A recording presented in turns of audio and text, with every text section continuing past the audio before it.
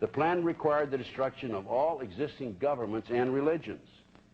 This objective was to be reached by dividing the masses, whom he termed goyim, meaning human cattle, into opposing camps in ever-increasing numbers on political, racial, social, economic, and other issues. The opposing sides were then to be armed, and an incident provided which would cause them to fight and weaken themselves as they destroyed national governments and religious institutions.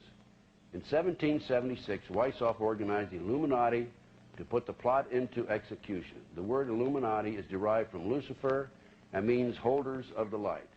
Using the lie that his objective was to bring about a one-world government, to enable men with proven mental ability to govern the world, he recruited about 2,000 followers. These included the most intelligent men in the field of arts and letters, education, the sciences, finance, and industry. He then established lodges of the Grand Orient to be their secret headquarters. Weishaupt's revised plan required his Illuminati to do the following things to help them accomplish their purpose. 1, use monetary and sex bribery to obtain control of people already occupying positions in high places in the various levels of all governments and other fields of human endeavor. Once an influential person had fallen for the lies, deceits, and temptations of the Illuminati, they were to be held in bondage by application of political and other forms of blackmail and threats of financial ruin, public exposure, and physical harm, and even death to themselves and their loved ones. We're going to take these a point at a time. And then what I'm going to do, I'm going to show you what's going on in this country today. This is a recent headline, not too recent, 1989, June the 30th, 1989. Power broker served drugs, sex at parties, bugged for blackmail. Here's another headline. Homosexual prostitution probe ensnarls the fissures of the Bush and Reagan administration.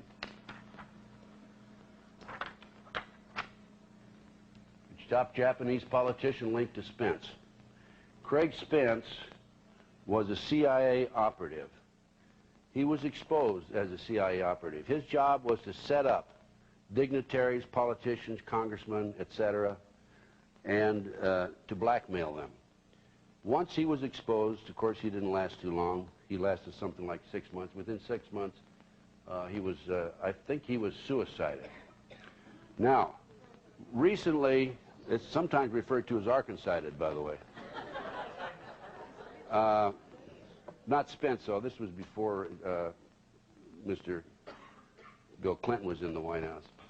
But in my experience as a private investigator, security consultant over the last 17 years, I've had a number of high-profile cases in addition to the Jeffrey McDonald case.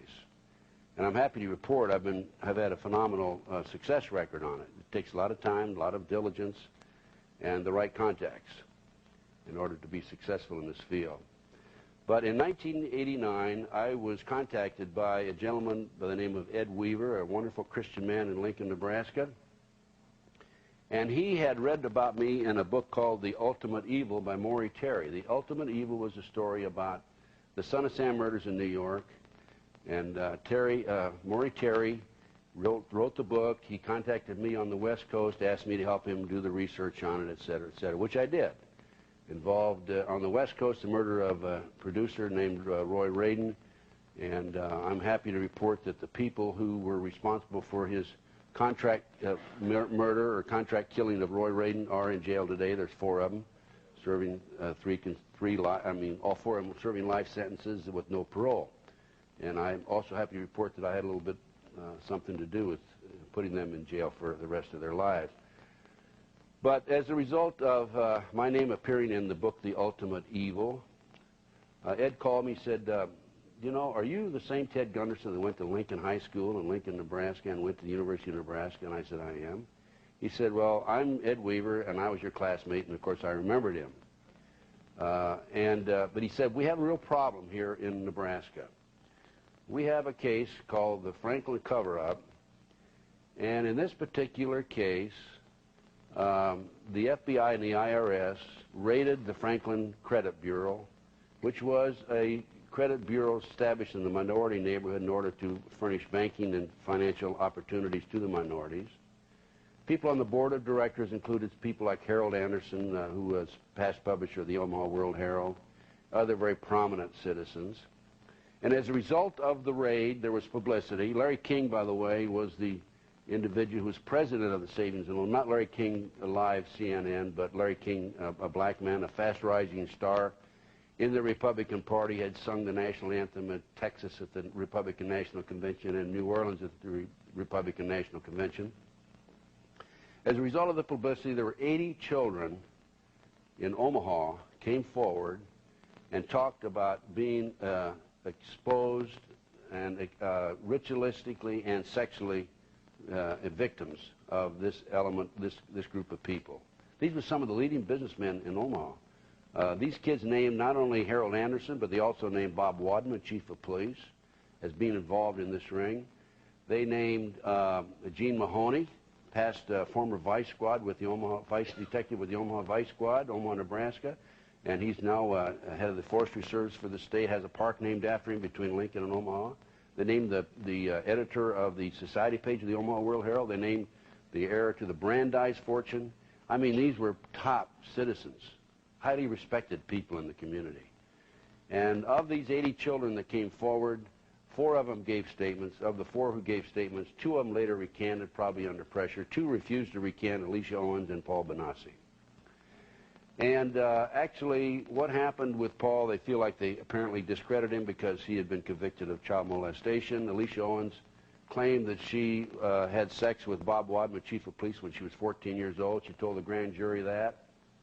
And as a result, they tried her for perjury before the grand jury, and she was convicted. As far as I'm concerned, I attended the trial, a day of the trial, and it was a kangaroo court. There's no question in my mind. But this was the situation, and in discussing the matter, I did go back to Nebraska, of course, after talking to Ed, and I'm telling you right now about my experience there in talking to Paul and Alicia and so forth.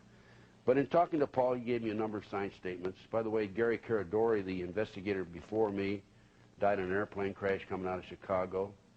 He had called they had a state Senate committee that was organized for the purpose of checking into this situation, this child sexual ring. And he had called the Senator, Lawrence Schmidt, from Chicago. He was sent back there on a lead. Called Senator Schmidt, and said, I have the goods right now. They cannot get out of it. He got on an airplane that night, and the plane crashed outside of Chicago, about an hour and a half out of Chicago. And his briefcase is missing, and the back seat of the plane is missing. They claim that he had engine trouble and the plane disintegrated, but there was a farmer who saw a flash of fire and light, and he felt that it was very obvious to me and obvious to anybody else that there was probably a bomb in the plane. I can't prove it. This is what is being spread and thought about at the present time, and has been for some time. But anyway, Gary Caradori had done a great job on the case. I was not replacing him in full because I couldn't work full-time on it. I had a business in California. But in talking to Paul Benassi, he told me about the number of times when he and others were taken out of schools, private schools in Omaha, driven by limousine to Sioux City, Iowa, and placed on private jets and flown to Washington, D.C. for sex orgy parties with congressmen and senators. Paul told me, and has drawn for me, the living quarters of the White House. The public's not allowed in the living quarters of the White House. There's no question in my mind Paul is telling the truth. But in addition to this, he talked about an organized child kidnapping ring, which I will discuss later on in the lecture. We'll discuss that in the second half, by the way. But this is your documentation. This is what I'm saying.